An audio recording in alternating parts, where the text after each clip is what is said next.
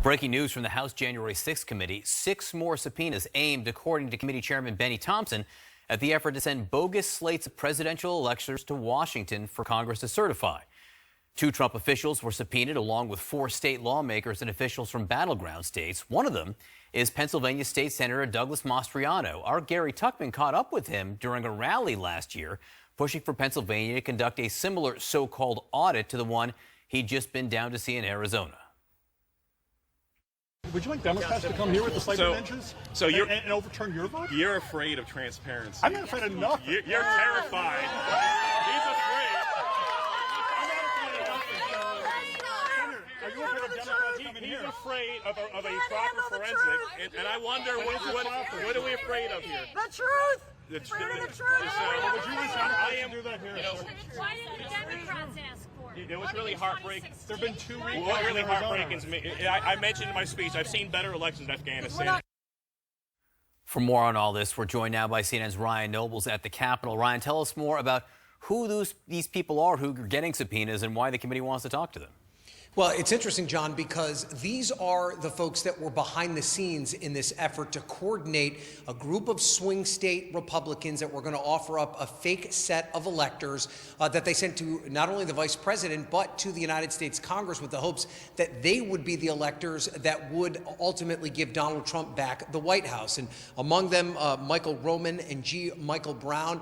These were 2 of the officials that were responsible for the Election Day activities for the Trump campaign on that day, and then these state level officials who played a big role in all the activity that took place after the election to sow doubt in the results in these key swing states despite any evidence whatsoever. What it shows here is that the committee believes that this effort was part of a much bigger scheme to try and circumvent the will of the American people, and that ultimately it led to the violence that we saw here on January 6th. John. So, Ryan, a number of these individuals are elected officials, and some are running for higher office. Are any of these positions that they're running for responsible for election integrity? Yeah, no doubt about that, John. Douglas Mastriano, who you just showed there in Pennsylvania, he's one of the leading Republican candidates for governor of Pennsylvania. And then another name, Mark Fincham from New Mexico. He's currently running to be the Secretary of State in New Mexico. That office is, of course, responsible for conducting and overseeing elections in the state of New Mexico. This is part of a trend that we're seeing across the country where folks that are aligned with the former President Donald Trump and who support and continue to peddle his big lies about the election results are now seeking offices where they would have direct responsibility over administering future elections. John. Ryan Nobles, thank you so much for being with us. And because of the Arizona content of tonight's subpoenas, we're joined now by Arizona's top election official, Secretary of State Katie Hobbs. Secretary Hobbs, first of all, what do you make of these subpoenas, and what does it say to you about the committee's investigation?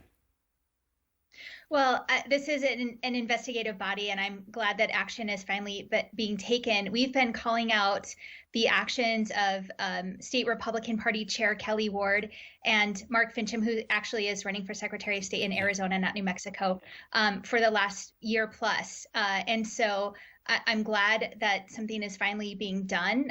The actions of everybody involved in this large coordination have to be held accountable.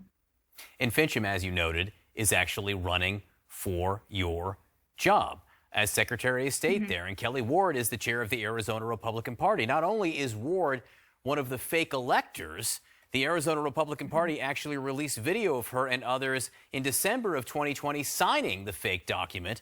So what do you hope the committee is able to learn from these individuals? Well, I think what we're seeing is that what's coming out is that more and more of these election subversion activities have been coordinated at very high levels from the former president and his allies down to the level of these folks at the state that were trying to convince people to overturn the will of the voters. So last month, the committee served subpoenas for state and local Republican officials who they alleged had knowledge of the fake electors plot. But now we see 2 Trump campaign employees seemingly accused of being directly involved here. So how big of a deal is that if there was coordination from the campaign itself? Well, I think it's a very big deal. And I think we've known from the beginning that these seemingly chaotic and uncoordinated attacks actually were coordinated, and that these folks were just trying everything they could, throwing everything against the wall to see what stuck. But there was definitely coordination, and thankfully that is starting to come more and more to light through the activities of the commission. As we noted, several of these people subpoenaed today and are allegedly involved in this plot are running for higher office positions that control elections. What kind of impact do you think this would have on the integrity of elections?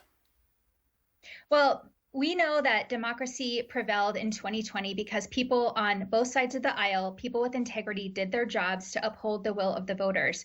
And what we're seeing now is an attempt to install Trump loyalists at every level, so that those checks and balances that exist will be removed. And quite honestly, that's why I'm running for governor, because we have to have people at every level that are going to continue to uphold the will of the voters, regardless of whether or not they're happy with the outcome. And we need those checks and balances. And I welcome folks to join me in that fight at katiehobbs.org. Secretary Hobbs, we appreciate you being with us tonight. Thank you very much. Thank you. So joining me now, the former FBI Director, Andrew McCabe. He is now a CNN senior law enforcement analyst. Andrew, thanks for joining us this evening. Good evening to you. These subpoenas are targeting 2 members of Trump's campaign and 4 GOP officials in battleground states. That's on top of 14 other subpoenas last month tied to these fake electors. What is the critical thing to determine about this plot? Well, Don, excuse me, this all comes back to the documents that the committee came across several weeks ago that indicated that these lists of fake electors, GOP electors, had been submitted by some states to the National Archives and to the process in an effort to try to overturn the results of the election. The committee has been assiduously focused on that in the last several weeks, and they have subpoenaed just about everyone you can think of that might have been involved in that activity. It is clear that they believe that this was potentially a legitimate conspiracy to try to overturn the results of the election, and they are trying to see if they can hold the president or some of his advisors and supporters accountable, or to indicate whether or not they were kind of the driving force behind that effort. The Select Committee says it has, quote, credible evidence that Roman and Brown, the 2 former Trump campaign officials subpoenaed today, encouraged state legislators to appoint slates of fake electors, to after the results of the election. How big of a deal is that the campaign may have been directly involved in this scheme?